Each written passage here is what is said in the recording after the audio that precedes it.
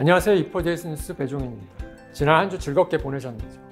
반도체, 통신, 하드웨어, 소프트웨어 등 매우 다양한 IT 소식이 쏟아져 나왔던 지난 한 주였는데요.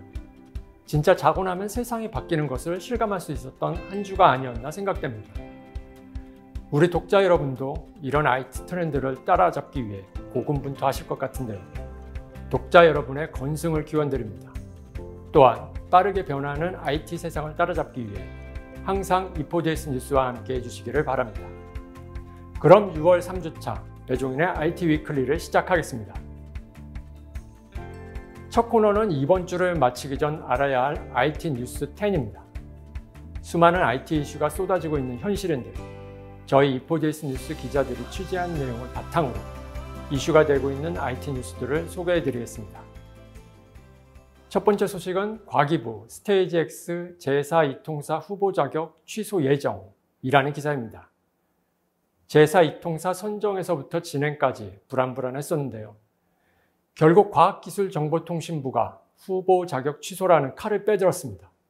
가장 큰 이유는 역시 자금인데요. 과기부에 따르면 신청서에 적시한 자본금 2,050억 원보다 현저히 적은 금액만 납입됐기 때문인데요. 이에 대해 스테이지 X는 2024년 3분기 완납할 것이라고 밝혔지만 과기부는 스테이지 X가 당초 주파수 할당 신청서에 기재한 자본금을 법인 설립 시에 납입했어야 하는데 완납하지 않은 것은 신청 취소 사유에 해당한다고 밝혔습니다. 스테이지 X가 취소될 경우 제4 이통사 선정에 관한 모든 절차를 다시 해야 할 것으로 보이는데요. 통신 3사가 주도하고 있는 기존의 통신시장 경쟁 활성화를 위해 시작했던 이번 사업이 결론은 실패로 돌아갈 가능성이 높아지는데 아쉬움이 많이 남습니다. 다음 기사는 권신혁의 혁신 포커스, 넥스트라이즈 2024 탐방기, 한팹리스 혁신 기술로 잠재력 유망이라는 기사입니다. 국내 팹리스의 기술력이 나날이 발전하고 있는데요. 최근 개최된 넥스트라이즈 2024에 참가한 주요 기업 중 EM코어텍, 관악아날로그, 모빌린트 세 기업을 살펴봤습니다. EM코어텍은 능동 EMI 필터를 선보였는데요. 세계 최초로 능동 EMI 필터를 시장에 내놓은 기업으로 전도성 전자파 노이즈 상쇄가 가능한 EMI 필터 관련 다수의 특허와 IP 포트폴리오를 가지고 있습니다. 관악아날로그는 이번 전시회에서 CNN 아키텍처 기반 온칩 추론 가속기를 탑재한 시스템 온칩을 공개했는데요. ARM 코어텍스 M4 아키텍처를 기반으로 설계된 관악아날로그의 GW2110은 저전력, 저비용으로 실시간 텍스트 음성 변환 및 키워드 인식 기능을 구현합니다. 모빌린트는 AI 추론 성능을 제공하는 엣지 NPU 칩 2종을 선보였는데요. 기본 64톱스 AI 추론 성능에 최대 80톱스까지 부스트할 수 있습니다. 스마트 팩토리, 로보틱스, 지능형 CCTV 등의 애플리케이션에 사용됩니다. 다음 기사는 블루투스 SIG, 와이파이처럼 오디오 공유하는 세상 온다라는 기사입니다. 블루투스 SIG가 최근 미디어 간담회를 열고 오라캐스트 브로드캐스트 기술을 소개했는데요. 이 기술은 기존의 오디오 페어링과 달리 스마트폰, 노트북, TV 또는 공용 방송 설비와 같은 오디오 디바이스에서 스피커, 이어폰을 비롯한 오디오 수신 디바이스의 수에 상관없이 무제한으로 오디오를 송출할 수 있는 기술입니다. 이 기술은 공공장소에서 장점이 있는데요. 극장, 회의실, 공항이나 컨퍼런스룸과 같은 인구 밀집 지역에서 영상의 소리가 잘 들리지 않을 경우 와이파이 연결하듯 송신기와 수신기를 연결해 소리를 선명하게 들을 수 있습니다. 이번 기사는 TI, 업계 최초 겐 IPM 공개, 가전시장 요구 한 번의 해결이라는 기사입니다. TI는 최근 미디어 브리핑을 열고 업계 최초로 250W 모터 드라이브 애플리케이션을 위한 650V 삼성 겐 지능형 전력 모듈을 소개했습니다. 이 제품은 겐 기술을 활용해서 99% 이상의 인버터 효율, 최적화된 음향 성능, 솔루션 크기 감소 및 시스템 비용 절감을 실현했는데요. 200나노세컨 미만의 낮은 데드타임과 전자파 지연으로 가청 잡음과 시스템 진동을 줄이는 더 높은 펄스폭 변조 스위칭 주파수를 구현합니다. 점점 더 소형화되는 가전제품 트렌드를 지원할 것으로 기대됩니다. 다음 기사는 삼성전자 2027년 1.4나노 양산 AI 원스톱 솔루션 제공이라는 기사입니다. 삼성전자가 최근 미국 실리콘밸리에서 삼성 파운드리 포럼 2024를 개최했는데요. 이날 기조연설에서 최시영 파운드리 사업부 사장은 후면 전력 공급 기술을 적용한 2나노 공정을 2027년까지 준비하고 2027년에는 1.4나노 공정 양산을 계획하고 있다고 밝혔습니다. 또한 3나노 공정에 GAA 트랜지스터 기술을 최초로 적용해 2022년부터 양산 중이며 올해 하반기에 2세대 3나노 공정 양산을 시작할 계획이라고 전했습니다. 특히 삼성전자는 파운드리와 메모리, 어드밴스드 패키지 사업을 모두 보유해 고성능, 저전력, 고대역폭 강점을 갖춘 통합 AI 솔루션으로 제품의 시장 출시를 가속화하겠다고 전했습니다. 다음 기사는 SKT 사피온, 리벨리온 합병, 국가대표 AI 반도체 기업 만든다라는 기사입니다. 국내 AI 반도체 투톱 자리를 지키고 있는 SKT 사피온과 국내 AI 반도체 스타트업 리벨리온이 합병을 추진한다고 밝혔는데요. 합병 법인의 경우에는 스타트업인 리벨리온이 책임지며 SKT는 합병 이후 전략적 투자자로 사피온의 주주사 SK스퀘어와 SK하이닉스도 합병 법인 지원에 나설 예정입니다. 한편 KT는 2022년 300억 원의 투자를 시작으로 AI 풀스택 사업자로 거듭나기 위해 리벨리온에 지속 투자를 해온 건데요. 일각에서는 해당 합병 추진은 SKT와 KT가 손을 잡은 격이라는 의견이 나오고 있습니다. 양사의 이 같은 행보는 글로벌 기업 간 NPU 시장 경쟁이 치열하게 전개되는 가운데 국내 AI 반도체 기업 간 통합으로 AI 인프라 전쟁을 위한 국가대표 기업이 되겠다는 의지로 분석됩니다. 다음 기사는 미르, 자재관리 자동화 실현 토털 솔루션 제시, 최신 AMR 포트폴리오 공개라는 기사입니다. 미르는 최근 미디어 브리핑을 갖고 최첨단 AMR 포트폴리오와 비전 및 최신 AMR 동향에 대해 발표했는데요. 소형 부품 운송에서 무거운 하중 이송에 이르기까지 250에서 1350kg의 탑재량을 갖춘 다양한 종류의 AMR을 공급합니다. 이 중 미르 1200 팔레트 잭은 엔비디아 제슨 AGX 올인으로 구동되는 첨단 AI 기반 팔레트 모델로 여러 현장에서 더 많은 로봇으로 복잡한 작업 흐름을 처리해야 하는 대규모 기업 고객들에게 매우 적합합니다. 모바일 코봇은 로봇팔의 협업 기능과 AMR의 이동성을 결합한 모델로 유니버셜 로봇의 관절 협동 로봇을 미르의 AMR에 탑재했습니다. 이번 기사는 전자파와 AI, 매틀랩 엑스포, 전자파 분야 AI 미래 비전 제시라는 기사입니다. 매틀랩 엑스포 2024에서는 전자파 분야에서 AI 융합 비전의 흐름을 확인할 수 있는 세션들이 많이 있었는데요. 그중 스페셜 트랙에서 박학병 삼성전자 수석은 몇 년 전부터 AI 기술이 전자파 설계 분석에 접목되기 시작했으며 특히 딥러닝은 제조, 설계 쪽으로 사용이 늘어나고 있는 추세라고 밝혔습니다. 반면에 생성형 AI는 아직까지 전자파 기술 분야에서 뚜렷하게 방향성이 잡혀있지 않은 상태인데요. 지난해부터 생성형 AI 및 LLM을 통해 전자파의 설계 및 측정의 자동화를 다양한 관점에서 시도 분석해본 결과 과거에는 분야별 협력이 필요했던 것에서 이를 챗 GPT 등 생성형 AI가 대체할 수 있을 것이라는 관측을 내놨습니다. 이에 AI 기술들이 점차 우리 주변으로 침투할 것이기에 이를 활용한 업무 능력과 방법에 대해 고민해야 할 것으로 보입니다. 다음 기사는 자율주행, 커넥티비티, 전동화 모델 기반 개발로 문화 바뀐다라는 기사입니다. 매스웍스 아론 멀퍼 인더스트리 디렉터는 매트랩 엑스포 2024 코리아 기자간담회에서 디지털 엔지니어링을 위해 모델 기반 설계로 전환해야 한다고 주장했습니다.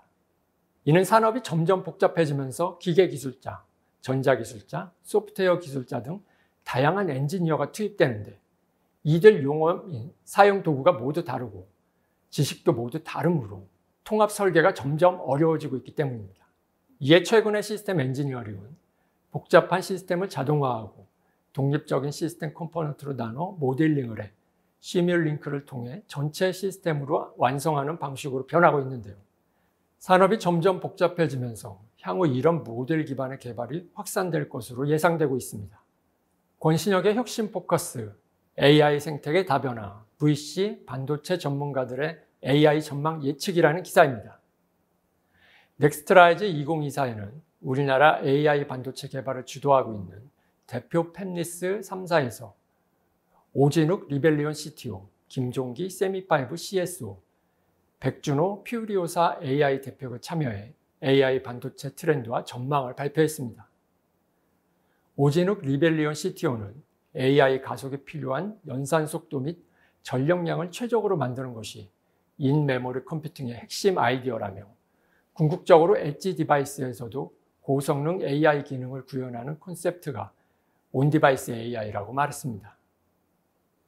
김종기 세미파이브 CSO는 LLM 기반 활용 사례가 등장하면서 CSP는 과거 범용 지향과 달리 제공 서비스, 전용 모델, 하드웨어 필요성 인식 등이 명확해지기 시작했다며 이에 AI 기술과 하드웨어는 범용 생태계로부터 다변화되기 시작했고 이에 국내 스타트업들에게 기회 요인으로 작용할 거라고 분석했습니다.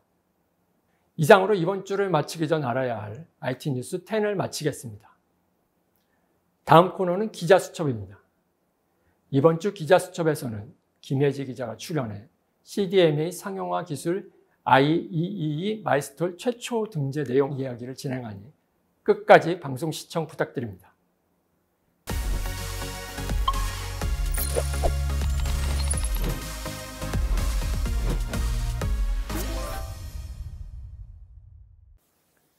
이번 시간은 기자수첩입니다. 이번 기자수첩은 김혜지 기자와 함께 이번 주 주요 이슈가 됐던 통신 이슈를 살펴보고 우리나라 통신 역사와 과거, 현재, 미래를 살펴보는 시간을 갖도록 하겠습니다. 김 기자 안녕하십니까? 안녕하세요.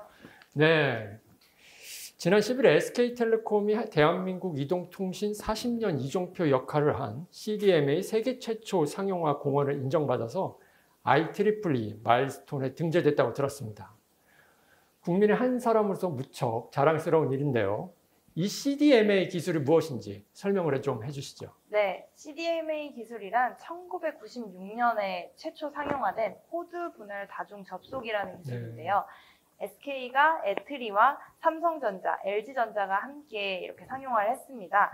이게 왜 의미가 있냐면 당시에는 시분할 방식인 TDMA라는 기술이 있는데 이것과 달리 이론적으로 구현은 어렵지만 CDMA가 앞으로 다가오는 이동통신의 수요 폭증에 대응해서 수백 배 큰 용량을 갖고 있어서 이게 각광을 받기 시작했습니다.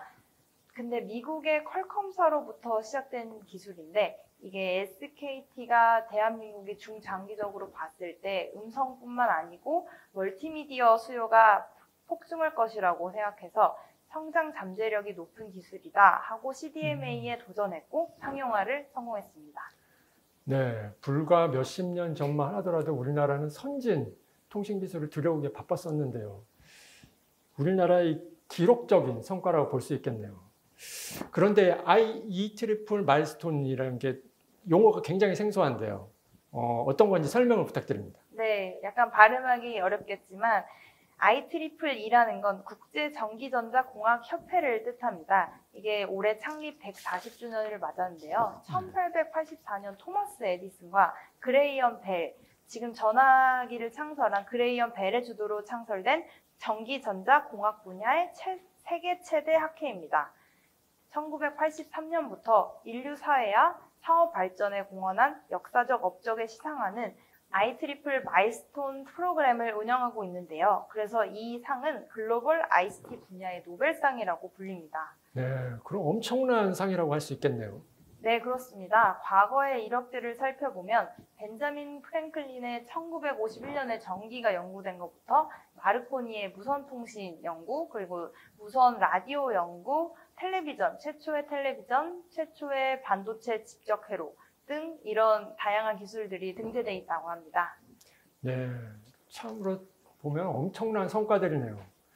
이렇게 CDMA 상용화 이후 SKT를 비롯해서 KT, LG U+가 이동 3사로 이렇게 자리매김해서 우리나라 통신 산업을 이제 주도해 왔다는 거죠. 네, 그렇습니다. 그런데 최근 새로운 통신 사업자가 도전을 했다가 좌초될 위기에 있다고 하는데 어떤 내용입니까? 네, 제가 작년 월간 브리핑에서 종종 말씀드렸는데 지난 1월 말에 28GHz 대역의 주파수 경매에서 과기부가 4,301억 원의 입찰액을 써낸 스테이지 X를 주파수 할당 대상 법인으로 선정한 바 있었습니다.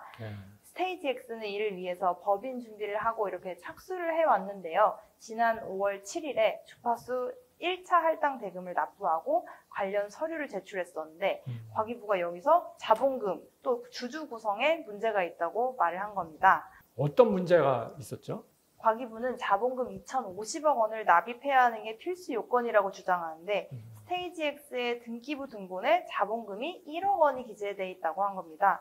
구성 주주도 주요 주주인 6곳 중에 자본금을 일부라도 납부한 곳이 스테이지 5 한 곳뿐이라며 자본금 조성을 신뢰할 수가 없다. 또 적절한 사업 수행이 어렵다라고 판단을 해서 취소 처리를 하고 현재 청문 절차를 시행하겠다고 밝혔습니다.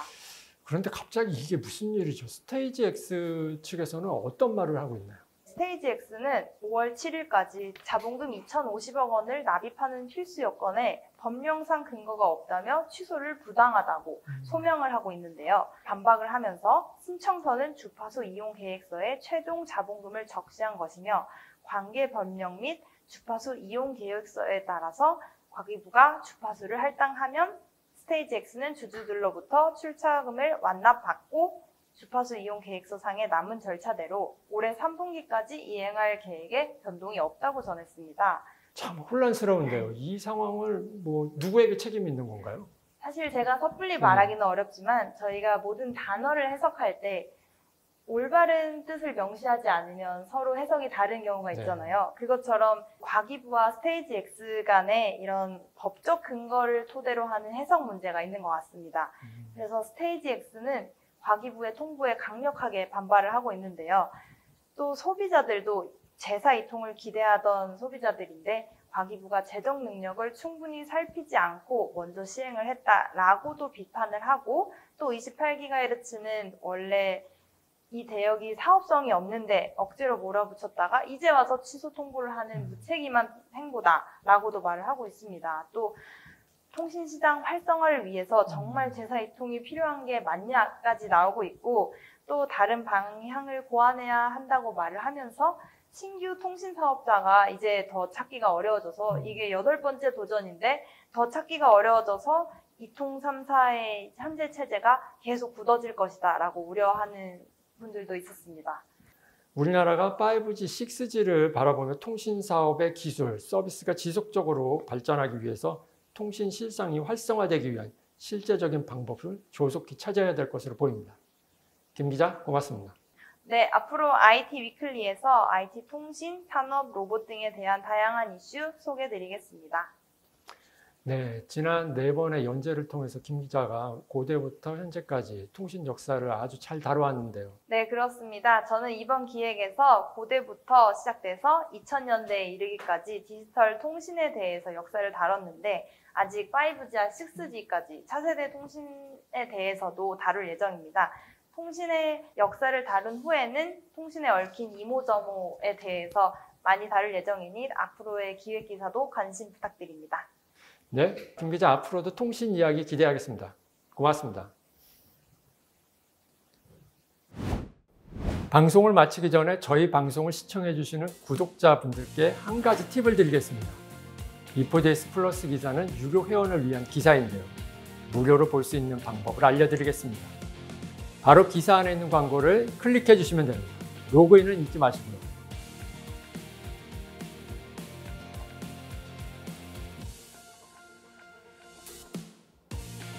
네, 그럼 이것으로 6월 셋째 주 배종인의 IT 위클리를 마치겠습니다. 점점 무더워지는 날씨에 독자 여러분들 모두 건강하시기 바랍니다. 다음 주에는 더욱 알차고 재미있는 소식으로 독자 여러분들을 찾아뵙겠습니다. 감사합니다.